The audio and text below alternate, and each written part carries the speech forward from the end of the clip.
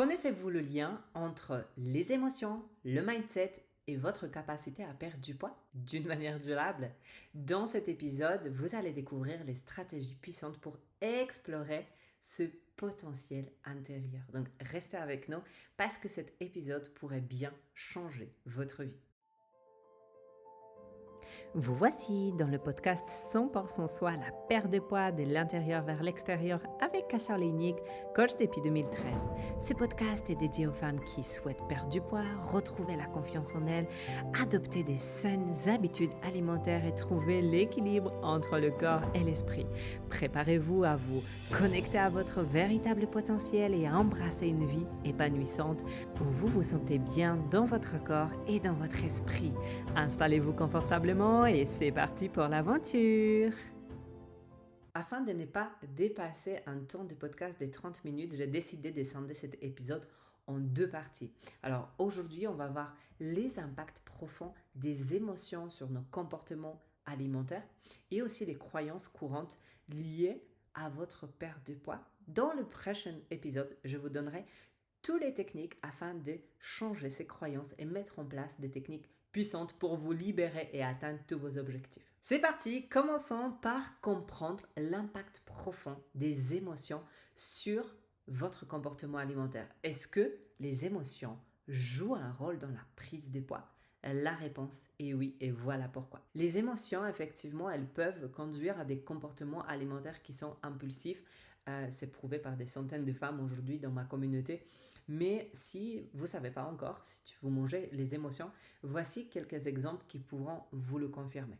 Donc, par exemple, vous mangez pour vous réconforter après une journée de travail qui n'était pas satisfaisante. Imaginez, vous passez une journée stressante au travail, remplie des réunions difficiles et peut-être des délais serrés aussi. Et en rentrant à la maison, vous vous sentez anxieuse, peut-être épuisée, fatiguée. Et pour vous réconforter, pour vous redonner de l'énergie, vous vous tournez vers le placard, les frigos. Vous dévorez tout ce qui se trouve au passage sans vraiment penser aux calories, aux conséquences. Donc c'est un comportement qui est plutôt inconscient, mais qui vous fait du coup du mal à votre corps. Le deuxième exemple, ça peut être le grignotage par l'ennui. Parce que quand on s'ennuie, on peut avoir tendance en fait à grignoter, même si on n'a pas faim. On peut errer dans la cuisine à la recherche de quelque chose à manger simplement pour combler le vide ou l'ennui en fait que nous ressentons. Si c'est votre cas, sachez que vous mangez vos émotions. Fêtez aussi avec la nourriture. Parce que quand on reçoit une bonne nouvelle, comme une promotion au travail, la réussite d'un diplôme, d'un enfant ou l'accord pour l'achat d'une maison, on peut le célébrer en se rendant dans son restaurant préféré pour un repas copieux et riche en calories. Et du coup, l'excitation de la réussite peut conduire à des choix alimentaires qui seront impulsifs que ce qu'on ferait peut-être habituellement. Donc, il n'y a pas que les émotions défavorables, mais aussi des émotions favorables comme la joie, comme le bonheur, qui peuvent nous amener à manger émotionnellement. Manger en réponse au stress. Parce que le stress intense peut déclencher aussi une réaction de fight or flight, c'est-à-dire combat ou fuite, dans le corps. Et certaines personnes, beaucoup de femmes d'ailleurs, réagissent en se tournant vers la nourriture pour apaiser leur anxiété. Par exemple, une personne stressée au sujet d'un examen important peut se précipiter vers des collations peu saines pour se calmer. Et j'ai fait aussi un épisode de podcast, donc c'est le podcast numéro 6 qui explique justement le stress et le lien du stress dans la perte de poids. Ensuite, on peut avoir tout ce qui est compensation après une dispute, c'est-à-dire après une dispute ou un conflit avec votre mari, vos enfants, votre patron, on peut avoir tendance à chercher à se venger ou à se consoler en mangeant de manière excessive. Par exemple, un désaccord avec un ami peut conduire à une surconsommation de nourriture pour exprimer une certaine frustration que nous avons. Et pourquoi pas craquage après une longue journée.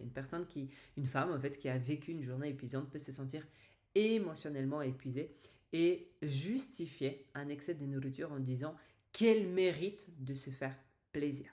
Et moi, dans mon ancienne vie, la vie des Kasia, où je prenais absolument pas soin de moi, de mon corps, je réagissais exactement comme ça. Et je savais, alors non, à cette époque-là, je n'étais pas du tout consciente, mais aussi aujourd'hui, je suis totalement consciente et je le sais que j'étais une mangeuse émotionnelle parce que chaque émotion m'amenait à manger. Parce que j'étais capable, à 23h du soir, me préparer une soupe chinoise, vous savez, les soupes là, tout dégueulasse, tout préfète, que je ne recommande absolument pas, instantanée. ou carrément des frites parce que j'étais en colère, parce que j'étais triste, parce que je m'ennuyais. Malheureusement, si on réagit de cette manière, il est quelque part impossible pour nous de perdre du poids sur le long terme parce que la perte de poids, elle devient même impossible parce qu'on ne peut plus rien contrôler. On contrôle absolument plus rien. Et c'est ce que je vivais moi en fait à l'époque. Et je vivais ça pendant des années et je ne comprenais pas.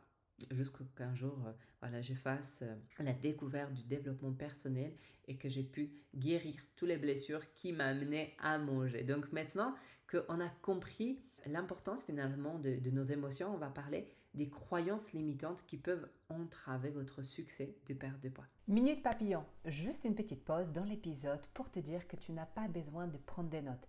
Je l'ai fait pour toi. Si tu trouves cet épisode intéressant, mais tu te demandes comment tu vas faire pour retenir toutes les informations, j'ai quelque chose pour toi. J'ai créé une fiche récapitulative qui résume tout l'épisode et en bonus, dans chaque épisode, j'ai créé un exercice à mettre en pratique dès la fin de l'épisode. Pour télécharger la fiche, clique sur le premier lien dans la description. Il te suffit de rentrer ton adresse email et je t'envoie ça tout de suite. Le lien est dans la description. On reprend l'épisode. Et les croyances qui sont courantes liées à la perte de poids sont des idées ou des convictions que nous avons en fait sur notre capacité à perdre du poids, sur les régimes. Et quand je parle de régime, c'est pas juste un régime alimentaire, mais c'est un régime de vie. Parce que aujourd'hui, moi, par exemple, oui, je suis un régime alimentaire. Mon régime alimentaire, c'est un régime sain dans lequel j'apporte à mon corps tous les nutriments qu'il a besoin. C'est pas juste une restriction, mais un régime en fait de vie générale. Et nos croyances peuvent avoir justement un impact qui est significatif sur les comportements liés à la perte de poids et sur les résultats aussi obtenus. Donc, je vais vous donner quelques-uns des croyances courantes que nous avons, limitantes. En tout cas, c'est ce que je vois depuis quelques années maintenant, depuis que j'accompagne les femmes en ligne sur la reprise du contrôle et le pouvoir de leur corps et de leur vie. Il existe des centaines, des milliers même parfois pour certaines personnes, des croyances limitantes qui les freinent à atteindre leurs objectifs, mais les plus courantes, c'est celle-ci. En un, c'est je ne peux pas perdre du poids parce que cette croyance en fait implique une perception pessimiste de notre capacité à perdre du poids. Et les personnes qui pensent ainsi peuvent se sentir découragées dès le départ en fait, ce qui les empêche de prendre des mesures pour atteindre leurs objectifs. En deux, les régimes ne fonctionnent pas pour moi. Et cette croyance, en fait, elle découle souvent d'expériences passées des régimes infructueux. Vous avez certainement déjà essayé de faire plusieurs régimes sans succès, ce qui vous amène à croire que les régimes ne sont pas une option viable pour vous. Le problème, c'est que quand on parle de régime, encore une fois, on pense toujours à la restriction, alors qu'un régime alimentaire, ça peut être juste un régime sur lequel on base en fait toute notre vie durable. Moi aujourd'hui je suis au régime, clairement, mais pas au régime restrictif, au régime qui me permet encore une fois d'avoir un corps dans lequel je me sens à l'aise, d'avoir de l'énergie, de dormir bien, d'avoir des capacités mentales, d'avoir des capacités émotionnelles, etc. Donc c'est ça, c'est que le régime ne fonctionne pas. Oui, peut-être celle que tu as essayé dans le passé, mais crée-toi un nouveau régime que tu vas suivre jusqu'à la fin de ta vie. Une autre croyance, c'est je suis destinée à être en surpoids. Parce que certaines femmes ont cette croyance en fait profonde selon laquelle leur poids corporel est prédestiné et qu'elles sont destinées à être en surpoids. Et cette croyance, elle les décourage en fait de faire des efforts pour perdre du poids. Elles peuvent se dire de toute manière, ma mère, ma grand-mère, mon arrière-grand-père, elles étaient toutes en surpoids, toutes dans l'obésité. Pourquoi moi je serais mince? Voyez? Donc c'est une croyance qui est aussi limitante et freinante. Ensuite, ça peut être la perte de poids rapide est la seule solution valable. Parce que beaucoup de femmes ont l'idée que la seule perte de poids qui compte est celle qui se produit rapidement. Et cette croyance peut justement vous conduire à adopter toujours des régimes drastiques et peu durables. Certes, ça fonctionne, mais ça fonctionne que sur du court terme, encore une fois. Là, dans ces podcasts, la perte de poids de l'intérieur vers l'extérieur, on parle uniquement de la durabilité. Donc, si vous êtes à la recherche d'un régime drastique, rapide, qui vous apporte les résultats instantanés et après vous reprenez du poids, c'est pas ce que vous allez trouver chez moi. Donc, vous pouvez mettre en pause ou stop ou enlever complètement mon podcast de vos favoris. Mais voilà, toutes ces croyances-là, en fait, aujourd'hui, nous empêchent évidemment d'avoir un objectif durable. Et dans un premier temps, en fait, il est important de connaître ces croyances. C'est quelles croyances j'ai par rapport à ma perte de poids, par rapport à moi, par rapport à ma façon de vivre et examiner d'une manière aussi critique. Parce que ces croyances sont des limitations, sont des freins et créent justement des obstacles dans la perte de poids. Et il est totalement possible de changer nos croyances en adoptant une attitude plus positive et réaliste envers la perte de poids. Et la remise en question des croyances, la recherche d'un soutien psychologique si nécessaire, et la mise en place d'objectifs de perte de poids réalistes et durables sont des étapes importantes pour réussir ce processus de perte de poids. Donc, toutes ces croyances que nous pouvons avoir par rapport à la perte de poids, elles sont peut-être positives ou négatives, mais elles viennent toujours d'une origine beaucoup plus profonde et complexe. Elles se forment au fil du temps et répondent à des diverses influences et de notre expérience passée, de nos expériences de vie. Donc, je vous invite de vous diriger vers l'épisode numéro 1 qui explique les bases en fait, comment sont formées les croyances. Mais on va voir quelques-unes des exemples ici qui peuvent finalement contribuer à la formation des croyances. Ça peut être toutes les expériences du passé. Donc, tous les régimes que j'ai fait auparavant, toute cette perte de poids ou toutes les tentatives infructueuses de changement de comportement alimentaire peuvent façonner cette croyance actuelle. Par exemple, si quelqu'un a suivi plusieurs régimes sans succès, il peut développer cette croyance que les régimes ne fonctionnent pas pour moi, clairement. Ça peut être l'influence sociale, parce que les messages de la société, les médias, la culture peuvent jouer aussi un rôle majeur dans la formation de ces croyances liées à la perte de poids. Parce que tout ce qui est normes de beauté idéalisées, véhiculées par les médias peuvent créer des atteintes irréalistes envers le corps, ce qui peut contribuer à des croyances négatives sur le poids. Ça peut être aussi des influences familiales. Les croyances et les comportements alimentaires au sein de la famille peuvent aussi avoir un impact durable. Par exemple, si on a grandi dans un environnement où on a été critiqué pour son apparence, où on a dû faire des régimes restrictifs dès toute petite, ça peut aussi influencer nos croyances. Ça peut être tout ce qui est expérience émotionnelle, parce que les expériences, les émotions fortes telles que la honte, la culpabilité, la satisfaction corporelle peuvent façonner aussi ces croyances-là. Si vous avez vécu des moments douloureux liés à votre poids ou à votre apparence, ça peut aussi conduire à des croyances négatives sur la perte de poids. Et en dernière, on a les comparaisons sociales. Parce que la comparaison avec les autres, en particulier avec ceux qui ont réussi à perdre du poids, peut aussi influencer les croyances sur la perte de poids. Et toutes les personnes qui se comparent à des modèles de réussite de la perte de poids vont développer en fait des croyances que je dois être parfaite pour perdre du poids. Ou encore, elle y arrive parce qu'elle n'a pas d'enfant. Elle y arrive parce que ceci et parce que cela, et moi, j'arrive pas parce que X, Y, Z. Donc, il est vraiment important de déjà, reconnaître ces croyances qui ne sont pas nécessairement basées sur des faits ou des preuves solides, mais elles sont souvent le résultat, en fait, d'une perception subjective et d'expérience personnelle. Donc, pour changer ces croyances, il va être vraiment nécessaire de faire un travail de réflexion, d'exploration et dans certains cas de consulter aussi un professionnel pour obtenir du soutien, des stratégies, des changements aussi des comportements. Mais changer ses croyances peut être une étape vraiment importante vers une approche plus saine et réaliste de perte de poids et aussi d'un bien-être général. Donc maintenant, on a vu que effectivement, les émotions avaient un impact sur notre prise de poids. On a vu aussi que le mindset, et donc à l'intérieur de ce mindset, les croyances limitantes peuvent aussi avoir un impact. J'aimerais qu'on puisse voir et que je vous donne quelques conseils pour quelque part pour reconnaître et à remettre en question ces croyances limitantes pour que vous puissiez commencer à faire un travail d'introspection sur vous-même et dégommer toutes ces croyances et commencer enfin à perdre du poids durablement. Notez bien, parce que j'ai 10 conseils à vous donner aujourd'hui. En 1, on va voir tout ce qui est pratique de l'auto-observation. L'idée, c'est vraiment de prendre du temps, d'observer vos pensées, d'observer vos croyances qui concernent la perte de poids. Soyez consciente de toutes les pensées automatiques qui surviennent lorsque vous envisagez de commencer un régime ou une méthode ou un programme de perte de poids.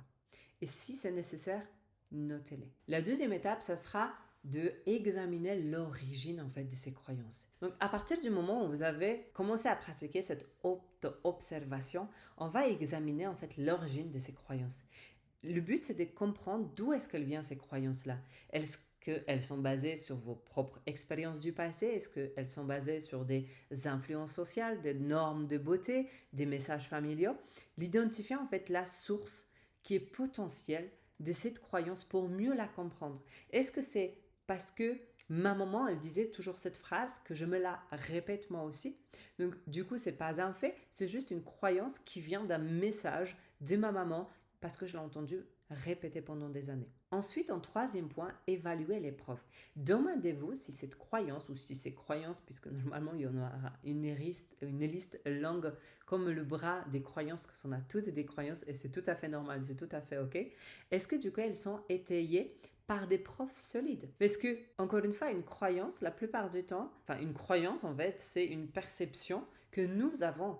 Nous avons. C'est une croyance. C'est pas forcément un fait. Donc, si aujourd'hui vous avez une croyance telle que les régimes ne fonctionnent pas pour moi, regardez dans le passé. Allez examiner vos expériences. Vous avez peut-être essayé 5 régimes. À chaque fois, vous avez perdu du poids. Donc, ce n'est pas un fait puisque vous êtes arrivé, vous avez réussi à perdre du poids. Sauf que vous avez repris du poids dans le passé, dans le futur. Donc, du coup, quelque part, ça fonctionne. C'est juste que le régime, la méthode, ce n'était pas forcément adapté pour vous parce que ça n'était pas été fait d'une manière durable. Donc l'idée, c'est de se dire, ok, est-ce que j'ai des preuves solides ou pas? Okay? Ensuite, en quatrième position, soyez attentif aux généralisations parce que quand il y a une expérience négative avec un accompagnement, avec un coaching que vous avez fait dans le passé, ne signifie pas nécessairement que tous les coachings sont inefficaces ou que toutes les méthodes sont inefficaces. Parce que chaque personne est différente, chaque femme est différente, chaque femme est unique. Et ce qui n'a pas fonctionné dans le passé peut ne pas s'appliquer dans l'avenir. Et peut-être c'est juste que la méthode n'était pas adaptée à vos besoins, à votre rythme de vie. Donc évitez de généraliser tout. Parce que j'entends souvent ça, mais tous les coachs c'est de la merde, tous les coachs ils donnent le même régime, tous les coachs il faut... Non, ça n'existe pas. Chaque méthode, chaque coach va faire des choses d'une manière différente en fonction de son passé, en fonction aussi de son expérience, en fonction de ses études. Et si aujourd'hui, clairement, vous savez que vous mangez vos émotions et vous allez voir un coach sportif qui n'a jamais eu de problème en termes d'alimentation émotionnelle, clairement, il ne pourra pas vous comprendre. En cinquièmement, remplacer les croyances limitantes. Quand vous avez identifié ces croyances-là, quand vous avez évalué les preuves, quand vous avez examiné l'origine de ces croyances-là et quand vous avez évité les généralisations, l'idée c'est de remplacer cette croyance par une pensée plus positive et réaliste. Par exemple, si vous croyez que vous ne pouvez plus perdre du poids, remplacez-le par la perte de poids. Effectivement, c'est un processus où dans le passé, j'ai vécu des échecs, mais c'est un processus qui est réalisable, que je peux aborder avec une approche peut-être différente. Et encore une fois, je vous ai donné un exercice à faire dans l'épisode 1, donc n'hésitez pas à aller l'écouter. En 6, établissez aussi des objectifs réalistes. Fixez-vous des objectifs de perte de poids qui sont réalistes et durables. Parce que si aujourd'hui, vous fixez des objectifs qui sont irréalistes, c'est normal que ça va renforcer encore plus vos croyances négatives. Si aujourd'hui, vous cherchez à perdre 20 kg en 3 mois, sachez que c'est juste pas possible. C'est pas possible durablement. Parce que vous pouvez y arriver peut-être avec un régime drastique, ce que je vous recommande d'ailleurs absolument pas. Mais quelque part, fixez-vous des tout petits objectifs. Commencez step by step. Ensuite, travaillez sur votre confiance en vous. Travaillez sur votre confiance en vous. C'est le thème de l'épisode que j'ai abordé donc la semaine dernière. Vous pouvez le voir, c'est l'épisode du podcast numéro 9.